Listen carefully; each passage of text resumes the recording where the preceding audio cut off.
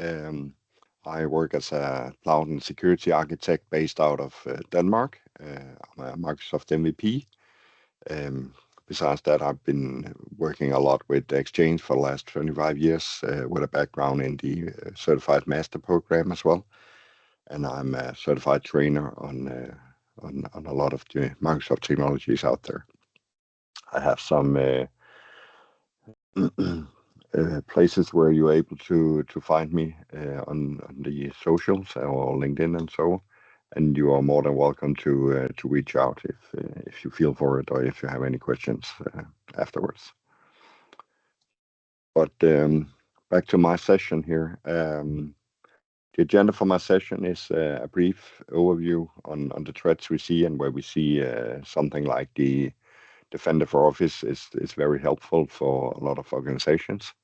And not just the Defender of Office is important, but it's also important to talk authenticated email when talking about secure email and protecting your organization in terms of the email domains you use and so on. So I'll briefly dive into some of that, and we'll cover a little about the awareness, which is very important as well.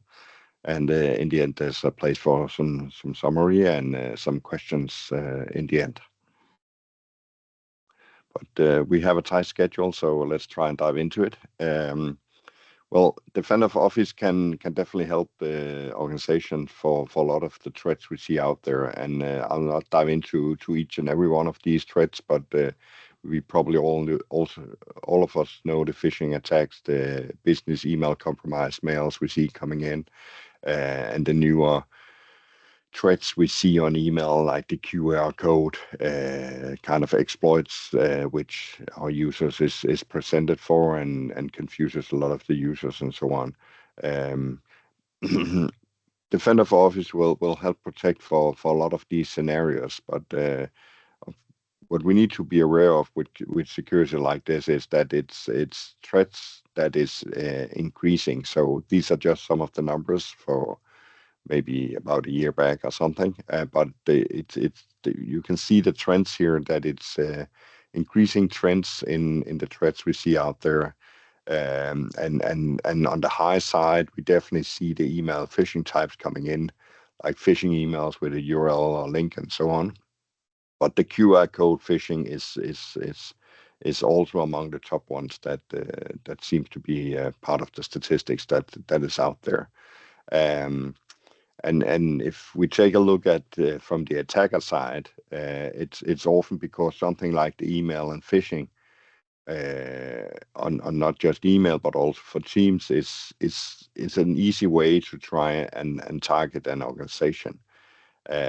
Also with the QR phishing that we see, and then we have different steps in the threat scenarios that where it gets harder for the attacker to attack our end users here. But what I'll focus on mainly is the configurations and so on, where we can leverage and get started with some of the recommendations that can help mitigate the email and Teams phishing, and what we also need to be aware of with the MDO, as it can also help us with the QR code phishing attempts as well here.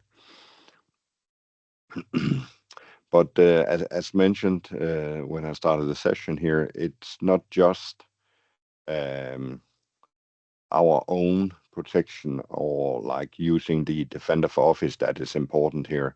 It's also important that we have authenticated emails set up, because if we do not protect our own domains and validate that whatever emails is sent for them is authenticated, those domains can be spoofed and turned back at your organization. So users are getting confused about, is this really a legit email coming, or is it coming from the outside, and so on. So it's not just helping protecting your own users, but it's definitely also helping protecting the reputation of your own domain and your own brand sending out into the world. For those of you who are email admins, you probably already know these technologies, but I'll briefly cover them since they are a very important part of making sure you have a healthy and secure email environment.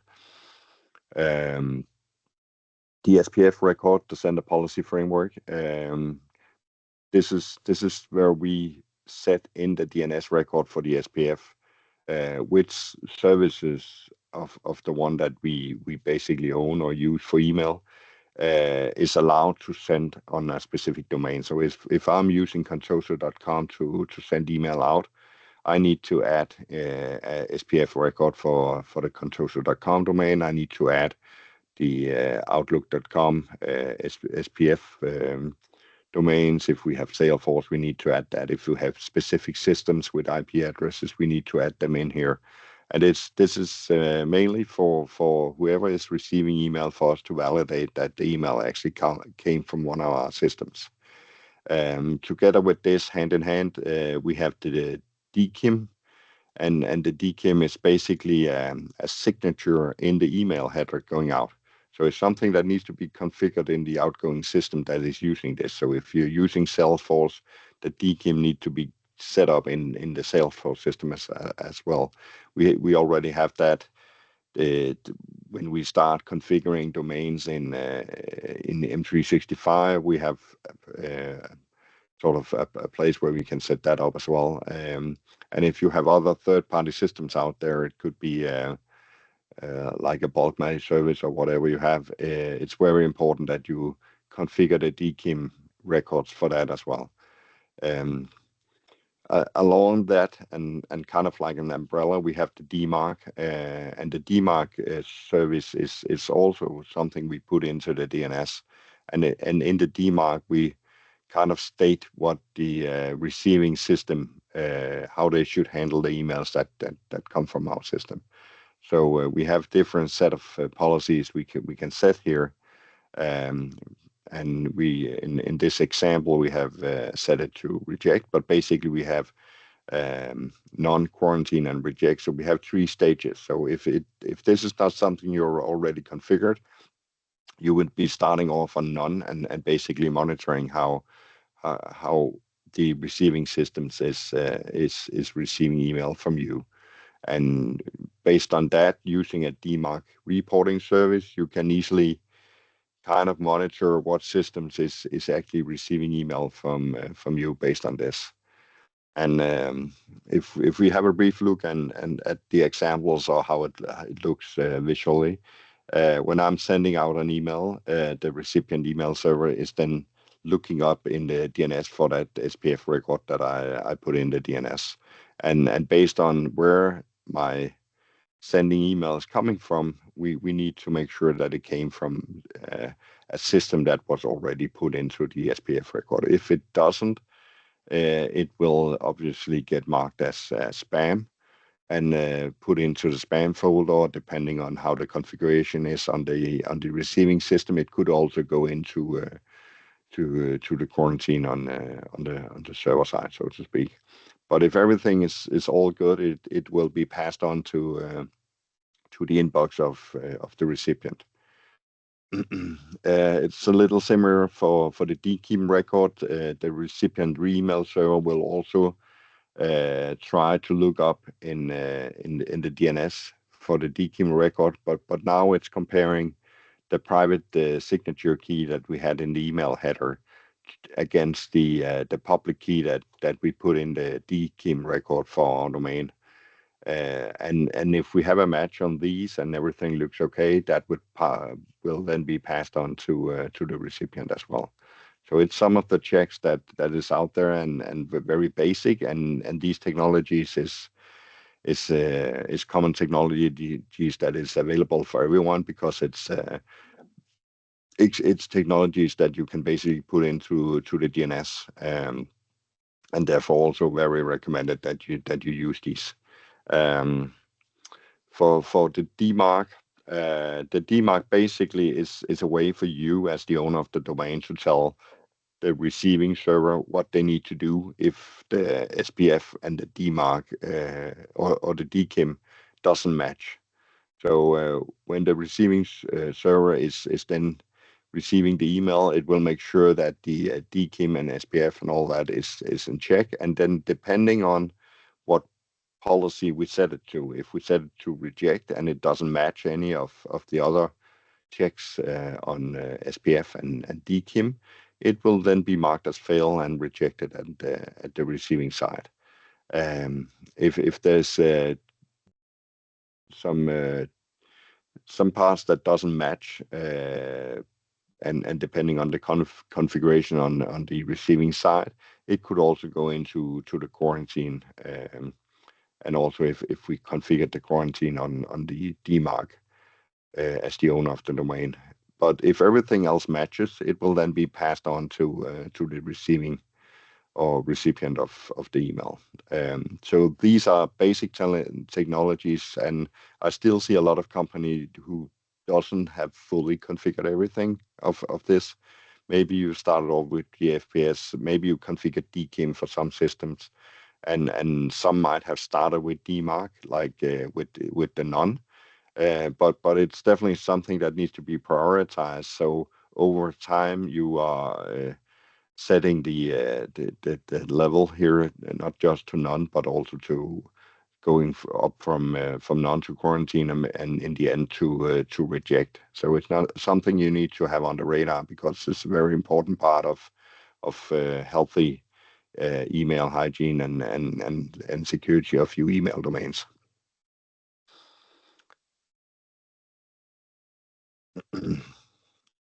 So next part, let's dive into the Defender for Office here. I know there has already been some sessions today on Defender for Office, but I'll briefly cover these. But as you already know, Defender for Office is kind of the security suite that can help protect a lot of the workloads we have in M365. So we have the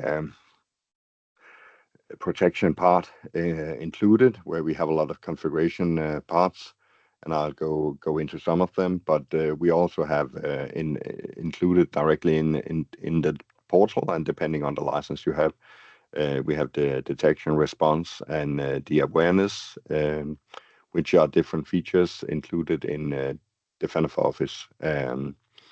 And if we have a look where Defender for Office is in terms of a lot of the other security products we have with Microsoft, the Defender for Office, which for a long time has a high focus on the email security, but nowadays also covers security for Teams and moving along to AI related security as well. But especially with the focus here in my session will be around the phishing part.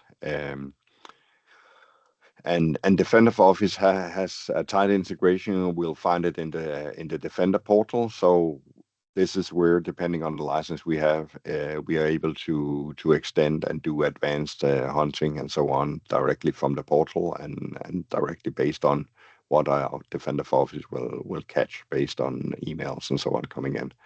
And since it's part of the security framework and things here talk together, if we use something like the Microsoft Sentinel, we are able to pull up a lot of the logs from here directly into Sentinel, and from within Sentinel we can create some alerting and so on based on that, and further automations if that's what we want. But all of that is pretty neatly tied together in the Defender portal.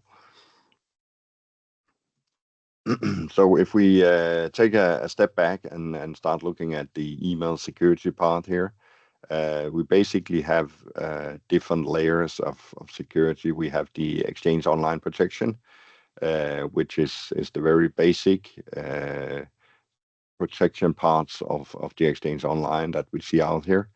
And then we basically step up with the MDO in the different plans and the different SKUs available.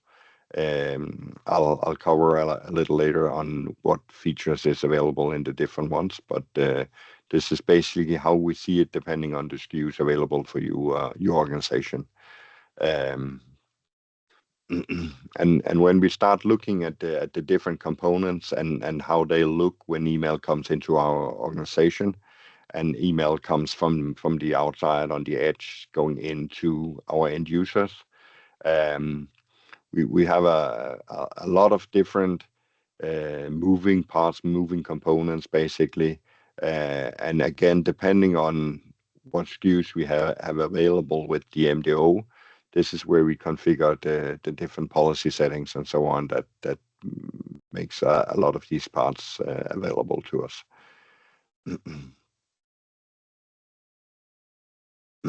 With the basic Exchange online protection features, we have the very basic protection against spam and phishing, and bulk mail and so on, and we can quarantine emails coming in and so on. We have some basic possibilities of blocking URLs and specific files or specific addresses from our end users. We can do some message trace and so on emails coming in. Um, and if we move that up for the Defender of Office, we get the the other set of features where we can have the safe attachments, safe links. We also move over, and it can basically look at attachments, which was mentioned as well as in the previous session, for Teams and other workloads in the M365. And we have the anti-phishing protection policies, which is available in the MDO as well. Um, and then we have something called the impersonation detection. And the impersonation detection, I'll dive a little into that in the demo as well. But this is basically where we can put in people who are more high-level VIPs and so on that we need to have protected from impersonation. So if emails comes into the organization and it looks like an email for Peter Smith coming from the outside, and I'm part of the impersonation protection, the system is more cautious about that. They would those types of email coming in, and the detection around that could be anything from the display names or emails that resembles a little like the email I already have. And for the Defender plane for Office Plane 2, we have the more advanced set of features available. Like we have the Threat Explorer, the Hunter capabilities we have, which is very important as well as I see it, the attack simulation training, where we can do the awareness training for our end users. And it's very handy to have all that included in the same portal, because there's a very tight integration into our user base on doing simulation trainings and like that, and not only stimulating attacks coming in, but also adding training on top of that for the end users. And depending on the time for our session, I'll briefly showcase a little around how that looks and how that works, basically. Um, with the MDO here, we also, I believe about a year ago or so, Microsoft added the QR code phishing features for the MDO as well. So basically, whenever we receive emails which includes a QR code, it rendering on that email coming in will happen at the end, and it basically will have a look at the URLs and so on that is it might be included in that QR code, and check for malicious content, or if it's maliciously known already.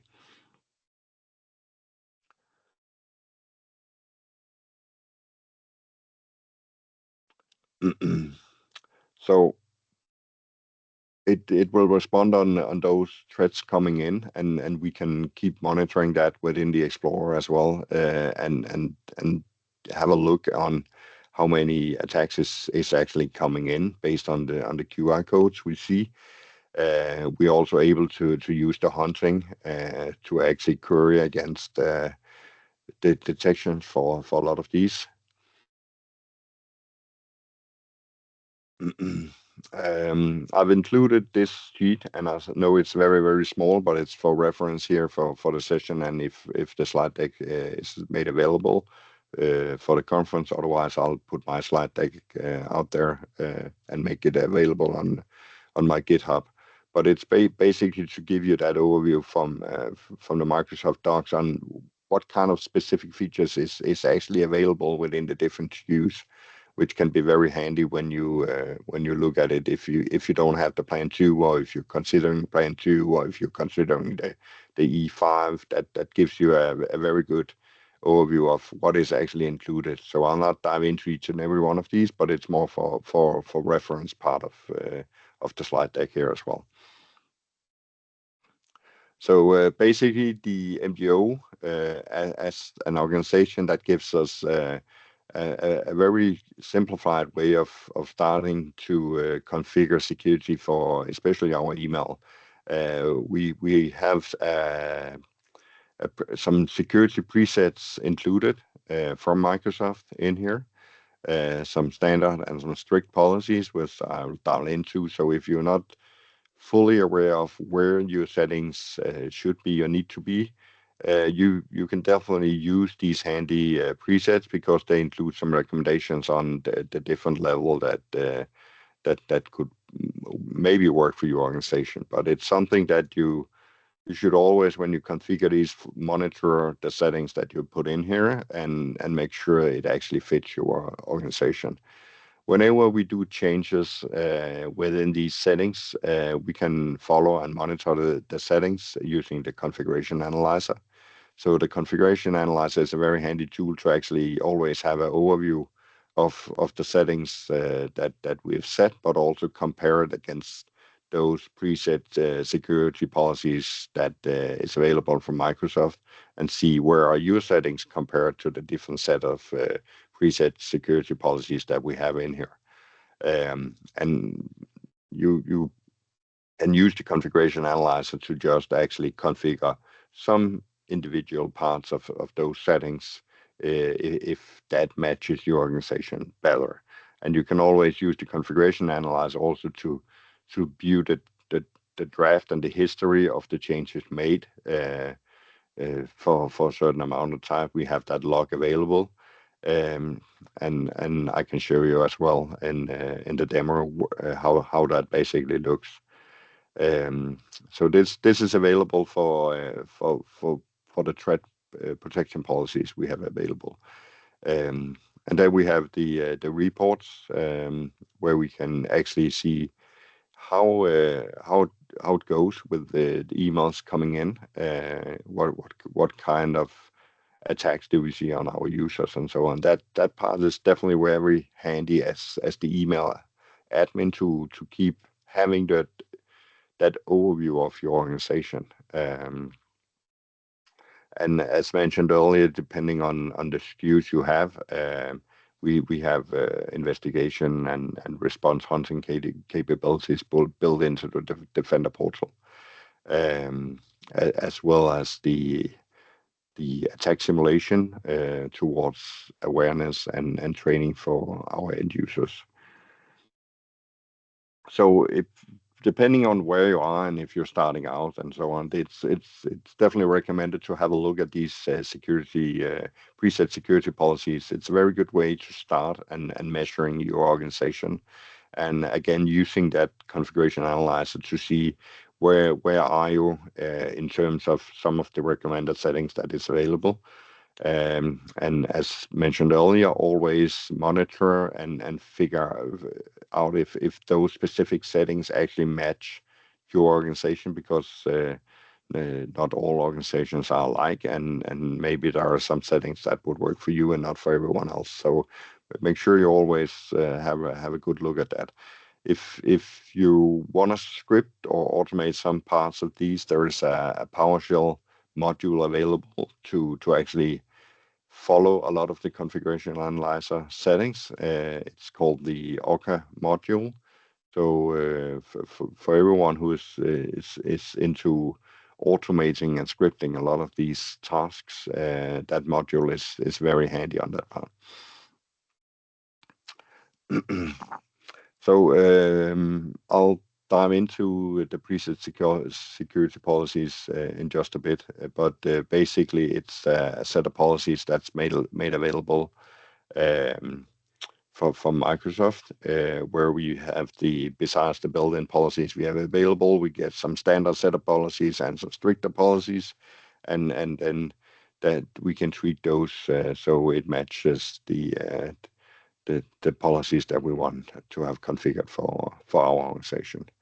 And then we can always, when we tweak those policies, we can follow that with the configuration analyzer and then maybe tweak one of the settings or just a few of the settings, and we can always follow that drift analysis going 90 days back.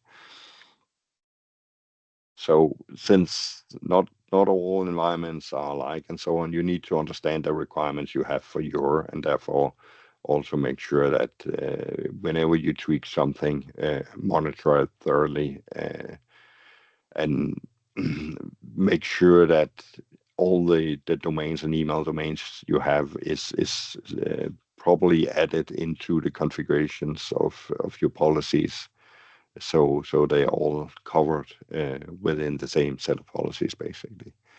Um, as mentioned earlier, we also have the impersonation protection policies that is not enabled by default. It's something we have to go in and enable in the policy. Um, and it's basically based on the mailbox intelligence we have in the MDO part. We have for one specific policy within the MDO with the impersonation protection, we can add up to 350 users into that scope of the impersonation. But I see companies out there who might want to go above that.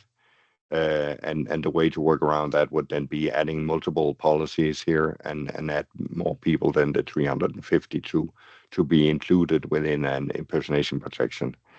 Um, Again, when you enable something like this, it becomes very strict on identifying who's sending emails into you. So if it's enabled for my organization, it's very strict on if I'm sending an email from my private email or Gmail or Outlook account, that will be caught by the impersonation protection because I already have a system. I'm working on the inside with my corporate email, but suddenly an email comes from the outside with exactly the same name and sometimes maybe an alias that is matching and so on. And that is very often considered as something that will be protected here by the impersonation protection. So you'll need to be aware of that. That would be something that the end users will be facing when enabling something like this.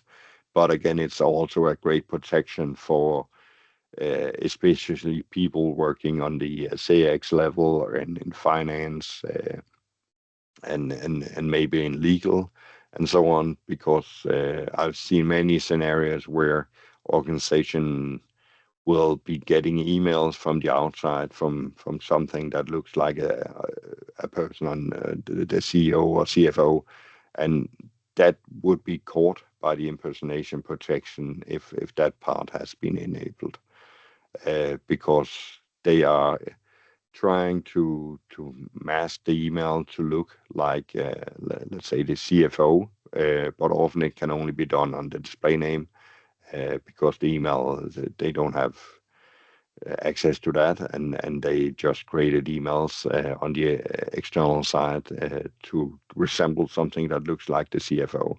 And if the impersonation protection is enabled, that something like that will be caught up, and that's why it's a very great feature, but if it's a feature you enable, you need to be aware of exactly how it works, and with the false positives emails coming in, how can that actually affect your organization, and be sure to inform your users about how that will affect them. And when talking about users, it's very important that we help the users as much as possible. We have the mail tips and safety tips available. It's a great way of informing the users on the emails coming from the outside. Um, so I'd definitely recommend enabling something like this. It's similar to the external tags that we can put into to the emails we see. So with that, we clearly state for the end users that this email came from the outside. It's a setting that we can enable using the PowerShell setting, and it will be available on all Outlook clients, depending on the what platform you're running. I sometimes see people using transport rules for something like this and putting messages into either a subject or the body and so on. But this part here is definitely great because it's directly tied into the Outlook client, showing that statement of the tag made available.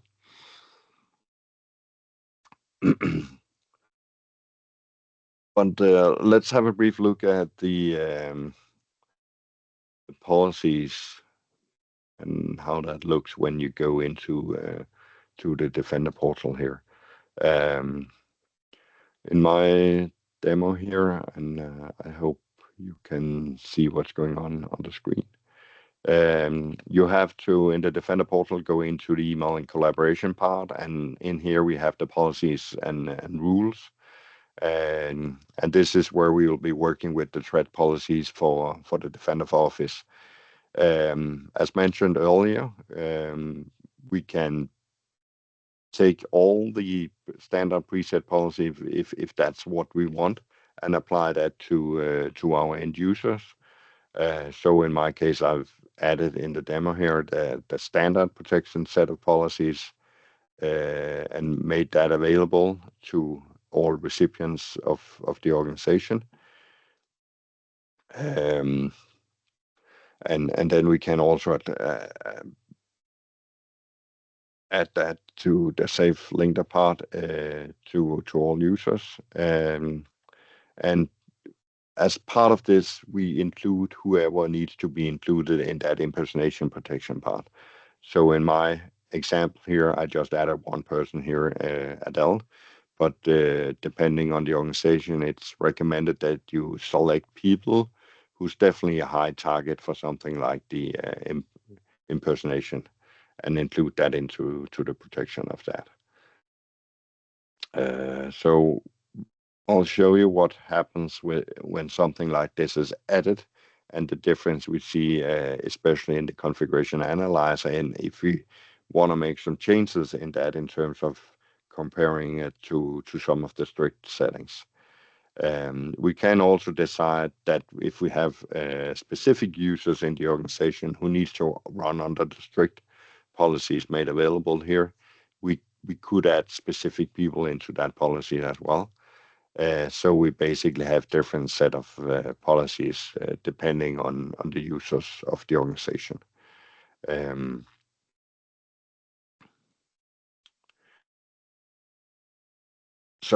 and depending on the settings that goes in here, we'll then see different settings in here. It's quite similar as to if you as the admin added multiple policies in here as well, which is possible for you to do. And then we can create them in here. This is the standard preset policy. We cannot tweak that when it's added because it has a specific set of policies made available here.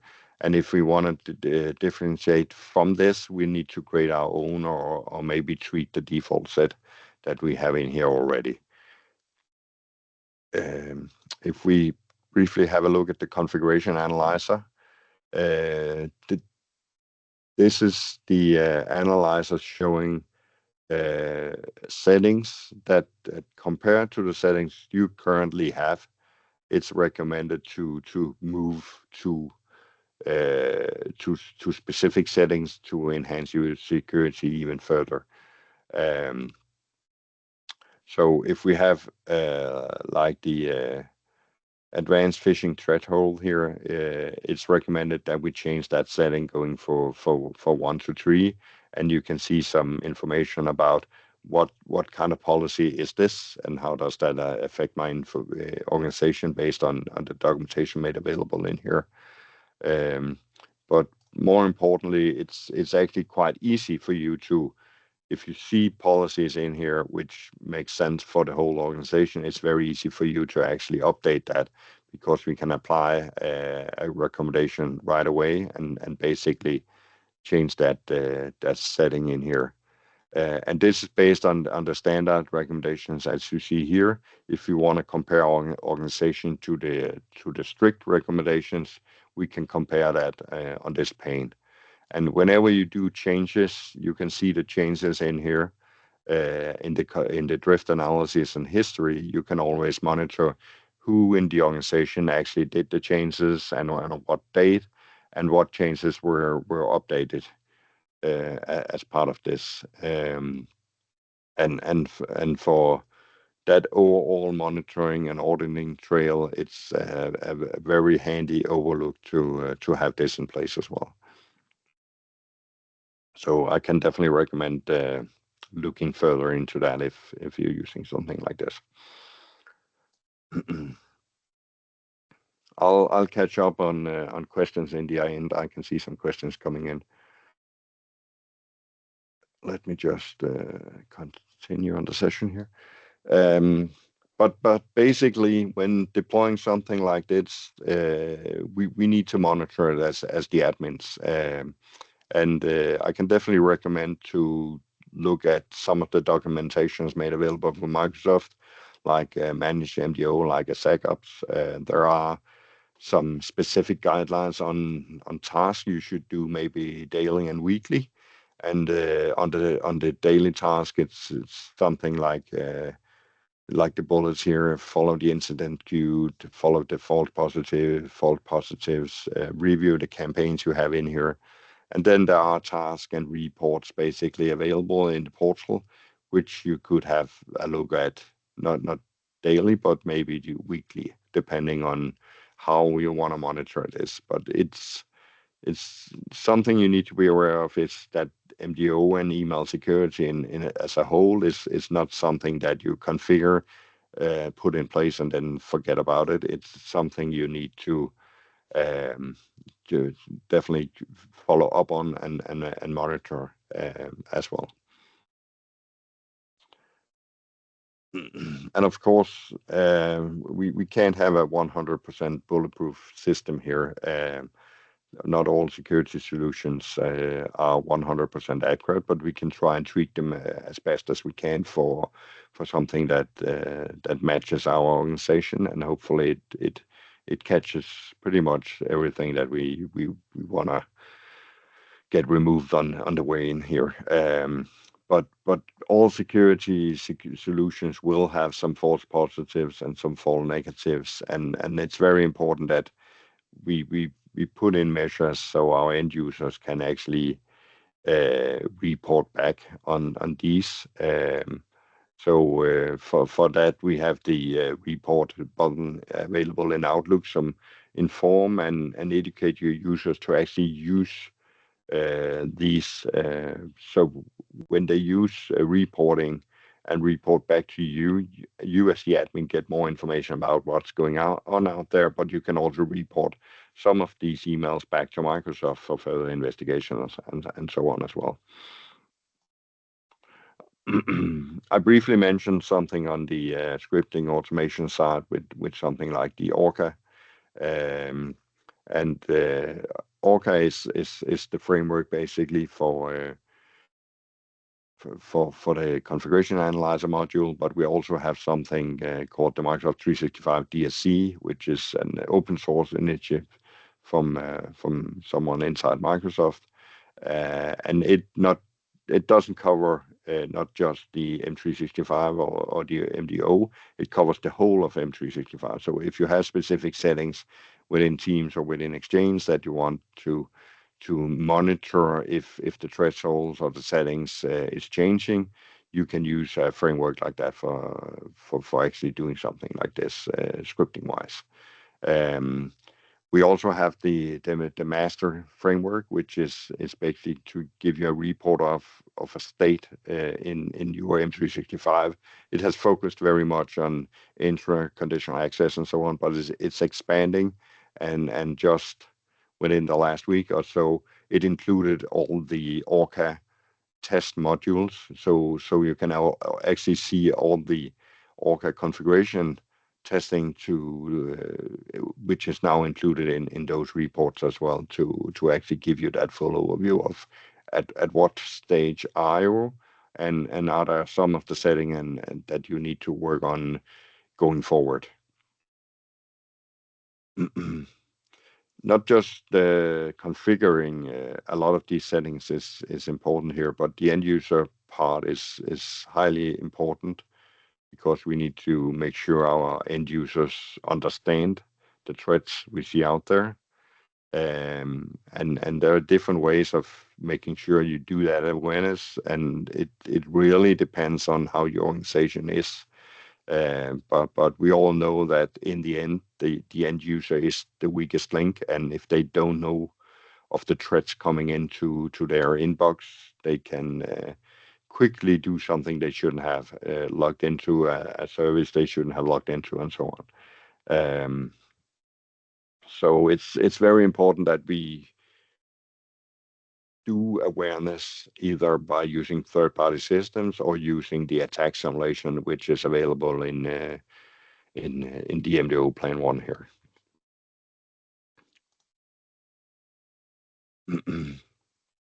I can see we're heading out of time, so I'm briefly just covering the attack simulations here. Some of the benefits, it's available directly in the portal. So when we target new or create new attack simulations, let me just briefly show you here. You should see the screen right now. So directly within the portal where we work on our email security, we have the attack simulations available. And the benefit of that is that we can quickly scale up some simulations against our end users. And when we launch a new simulation, basically, we can decide what kind of simulation do we want this to be. Is this something that target our user as a malware attachment they need to be aware of? And then we can select if it's something for the whole organization, a department of the users, or just specific users that needs to be included in this campaign. And then we can target very specifically at those. And then as part of that simulation, we can follow up as well and make sure that that we include some training in this. So of course, if they answer wrong or something, or they click on some links they shouldn't have clicked on, they get that training to actually make sure they get further awareness about this. I'll not dive further into this because of the time of the session here, but let's just briefly cover the last slides I have, and then we can catch up on some of the questions.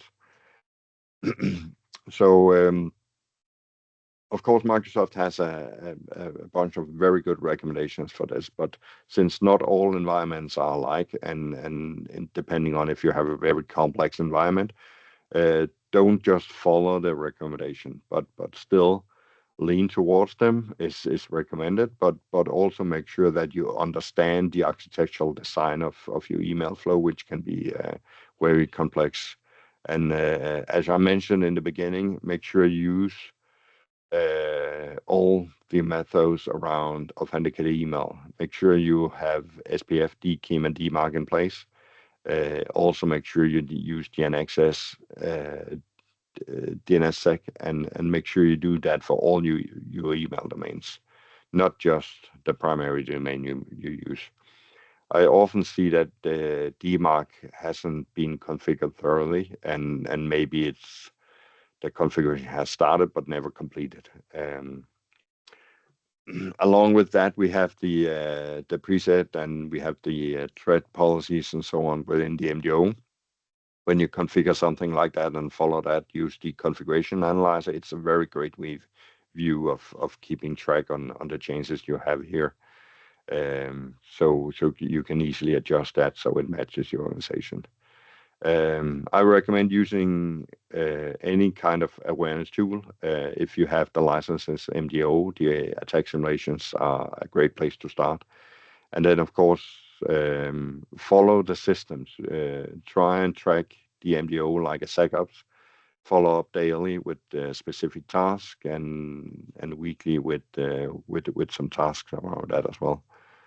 Um, so that's basically what I have here, and then we have some questions I'll try and catch up on. And for those of you who is not aware of some of the training available out there, Microsoft has made some training available, like known as the Ninja training on a lot of the Defender products, and it's a very great place to start or even dive further into some of the products. And some of the links is available here while I dive into the questions. But if you have questions, just put them in the chat and I'll try and follow up. Yeah, there are two questions in the chat, Yeah, and we have only 3 minutes left. So, if not possible, you can write it on the chat. yeah, I'll try and follow up on that.